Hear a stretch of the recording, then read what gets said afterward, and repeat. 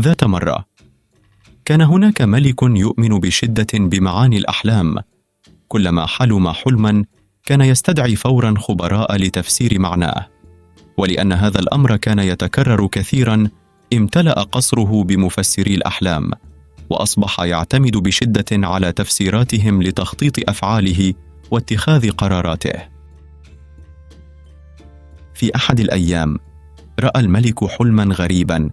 حلم بأن جميع أسنانه قد سقطت باستثناء سن واحد كبير في مقدمة فمه. أصابه القلق والاضطراب، فدعا جميع خبرائه لتفسير هذا الحلم، لكن لم يستطع أي منهم تقديم تفسير واضح ومقنع.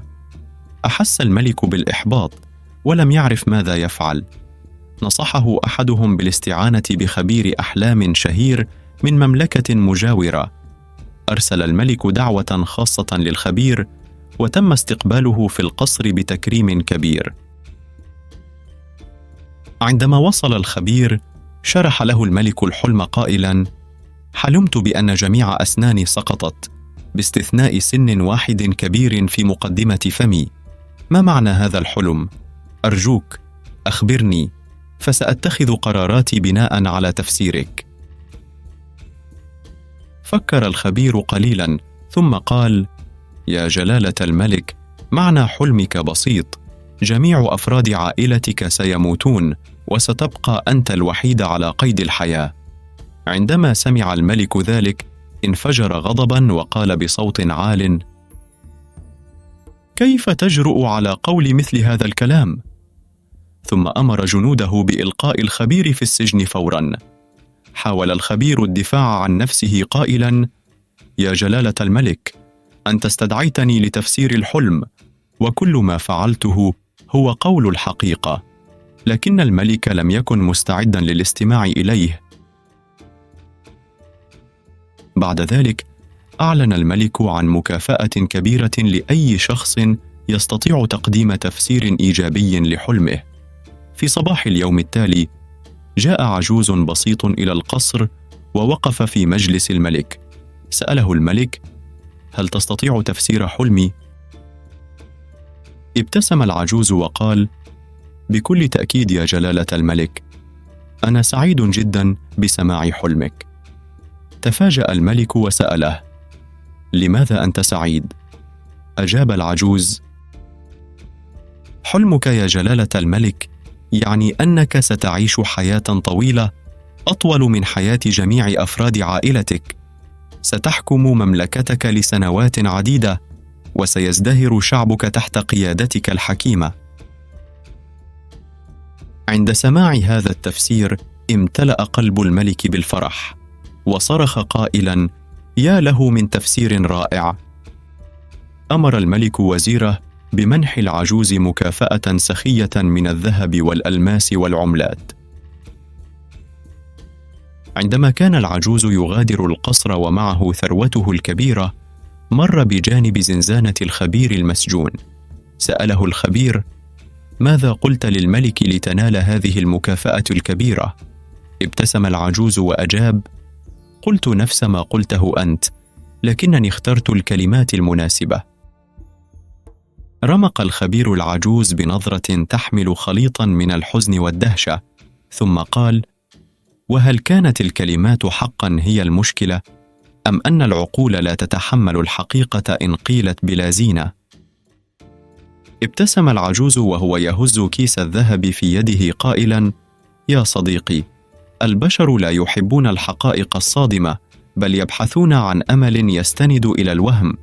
الكلمة الحادة تجرح، أما الكلمة الناعمة فتلامس القلوب. لم أكذب، ولكني اختبأت خلف ستار الكلمات الجميلة. جلس الخبير على الأرض وأسند رأسه إلى الجدار البارد، ثم قال: ربما تعلمت اليوم درسا أغلى من الذهب الذي تحمل. لقد ظننت أن الصدق هو المطلب الأسمى، لكنني أدركت الآن أن للصدق أبوابا كثيرة، وأذكى الناس من يعرف أي باب يطرقه. واصل العجوز السير ولم يلتفت إلى الوراء، لكنه ظل يسمع صدى كلمات الخبير تتردد في ذهنه، وشعر بشيء من الندم، لكنه تداركه بسرعة وقال في نفسه: الملك كان يريد سماع ما يرضيه، ولو قلت له الحقيقة عارية لكنت الآن خلف القضبان مثله. خرج العجوز من القصر وسط نظرات الحراس الذين رمقوه بإعجاب. شعر بنشوة الانتصار، لكنه تذكر قولا قديما سمعه ذات يوم: الكلمات قد تنقذك يوما، لكنها قد تكون قيدا في يوم آخر. في تلك اللحظة قرر العجوز أن يستخدم فن الكلمات في حياته كلها، فطالما أن العقول تحتاج إلى تلطيف الحقائق، فإنه سيصبح سيد هذا الفن. كما ترى في الحياة وفي حياتك، كم من مرة تسببت كلمة واحدة في خلاف عميق بين الأصدقاء أو أفراد العائلة، نشأت نزاعات لا تنسى، وفي المقابل قد تهدئ كلمة واحدة غضبا عارما، أو تصلح علاقة على وشك الانهيار. هذا هو سر الكلمات. اللغة ليست مجرد وسيلة للتعبير، بل أداة تأثير عميقة. نتعلم الكلام منذ نعومة أظفارنا. تبدأ كلماتنا الأولى كأصوات مبعثرة وبسيطة، لكنها سرعان ما تتحول إلى مفردات مألوفة. ومع تقدمنا في العمر ندرك تحدياً جديداً، فالتحدي الحقيقي ليس في التحدث بل في كيفية التحدث. الكلمات ليست مجرد أصوات، بل أدوات قوية، يمكن أن تبني الجسور أو تهدمها، يمكن أن تفتح الأبواب أو تغلقها، تداوي الجروح أو تخلقها، وهنا تكمن القوة الحقيقية. تخيل نفسك تقف أمام شخص غاضب، يمكنك أن تختار كلماتك لتهدئة غضبه، أو تختار كلمات تستفزه أكثر فتشعل النار بدل إطفائها. هنا يظهر الفرق بين الحكمة والاندفاع. الكلمات الحادة أشبه بالسكين، تترك أثراً عميقاً، بينما الكلمات الناعمة كالماء تخمد أعتى النيران. هذه هي حكمة الانتقاء، فاختر كلماتك بحذر. لقد رأينا جميعاً كيف يمكن لكلمة قاسية أن تجرح. حتى لو نسيت تفاصيل الحوار، تبقى الكلمة الجارحة. من منا لم يحتفظ بذكرى مؤلمة بسبب كلمة قيلت، سواء كانت من معلم، صديق، أو حتى أحد الوالدين؟ وعلى النقيض، كلمة مدح أو تقدير تظل ذكرى سعيدة. كلمة تشجيعية واحدة قد تغير مجرى حياة كاملة. هذا هو الفرق بين الكلمة الجارحة والكلمة المشجعة. في كل تفاعل اجتماعي نملك القدرة على التأثير. الكلمات ليست مجرد رسائل، بل مشاعر متحركة. القادة الملهمون يعرفون قوة الكلمة في اللحظة المناسبة، لا يكتفون بالحديث عن الحقائق، بل يصوغونها بحكمة. كلمة تشجيع قد تكون نقطة تحول في حياة إنسان. تذكر ذلك الشخص الذي مر بوقت عصيب، فوجد من يقول له: أنا أؤمن بك، ستنجح. كم من مرة غيرت هذه العبارة حياة إنسان يائس؟ وعلى العكس، كلمة محبطة قد تدفعه إلى اليأس العميق. لذلك، احذر تأثير كلماتك على من حولك. القصة التي بين أيدينا تحمل درساً جوهرياً. طريقة التعبير عن الحقائق لا تقل أهمية عن الحقائق نفسها. عندما قال الخبير للملك: كل أفراد عائلتك سيموتون، لم يكذب، لكنه دمر علاقته بالملك بسبب الأسلوب. بينما العجوز الحكيم أعاد الرسالة نفسها بأسلوب إيجابي، ليس فقط أرضى الملك، بل كسب احترامه وثروته. هذه ليست خدعة، بل فن الكلمات. الصدق ليس مجرد إلقاء الحقائق، بل تقديمها بحكمة، الفرق بين الصدق القاسي والصدق الحكيم كبير جدا. العلاقات الإنسانية تتأثر بالكلمات أكثر من المشاعر. الحوار الصادق قد يصلح خلافا قديما، لكن بشرط أن يكون هذا الصدق مصحوبا باللطف.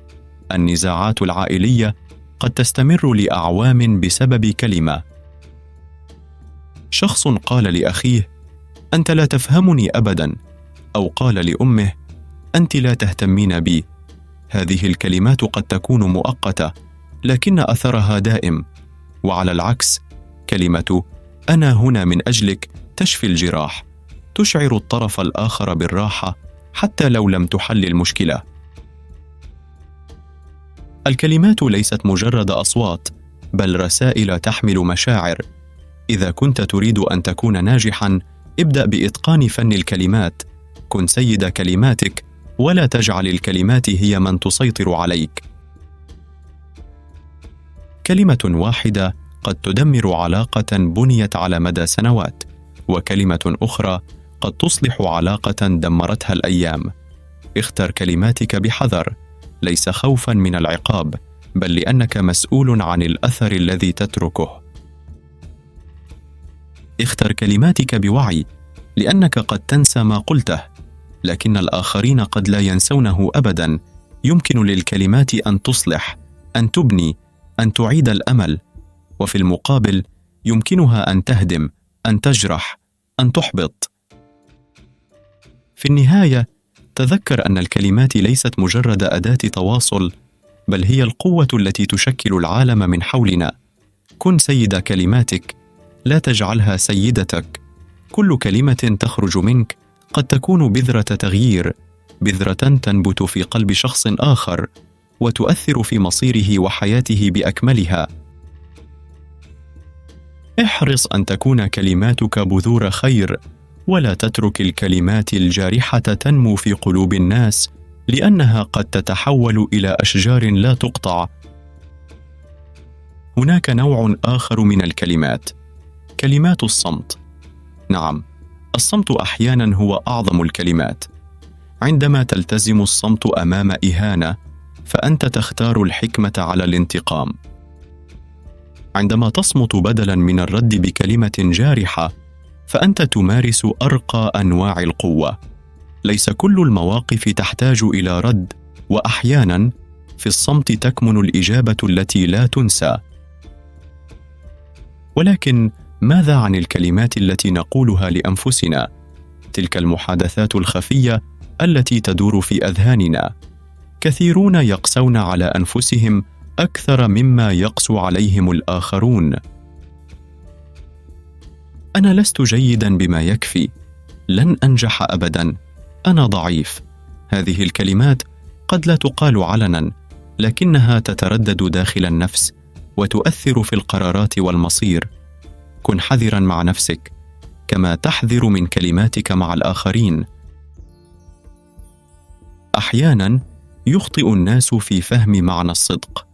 يعتقد البعض أن قول الحقيقة كما هي دون مراعاة مشاعر الآخرين هو صدق مطلق، لكن الحقيقة أن الصدق له أوجه، ويمكنك أن تكون صادقاً دون أن تكون جارحاً. الفرق بين الصدق المؤلم والصدق الحكيم هو النية والأسلوب. قل الحقيقة، لكن لا تنسى أن القلوب ليست مصنوعة من الحديد، بل من مشاعر هشة تحتاج إلى لطف. لكن هناك سر آخر في الكلمات لا يدركه الكثيرون. ليست قوة الكلمة في حد ذاتها، بل في النية التي تقال بها.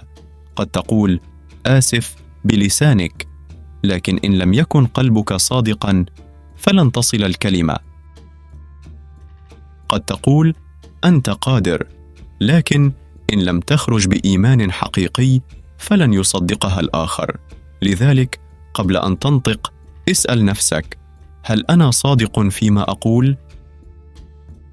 ثم هناك جانب آخر لا يقل أهمية، وهو الصمت.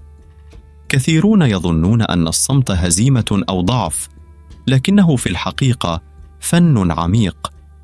الصمت المناسب في اللحظة المناسبة أبلغ من 1000 كلمة. كم من خلاف كاد يشتعل، لكن الصمت أطفأ نيرانه. وكم من كرامة كادت تهدر، لكن كلمة واحدة حافظت عليها. إذا شعرت أن كلماتك قد تضر أكثر مما تنفع، تذكر أن الصمت لغة الحكماء. الكلمات لا تحتاج إلى مال ولا إلى مجهود بدني، لكنها تحتاج إلى وعي، وهذا هو أصعب شيء. كيف يمكنك أن تزن كلماتك في لحظة غضب؟ كيف تتجنب أن تقول ما ستندم عليه لاحقاً؟ هنا نحتاج إلى تدريب عميق على فن التحكم بالنفس.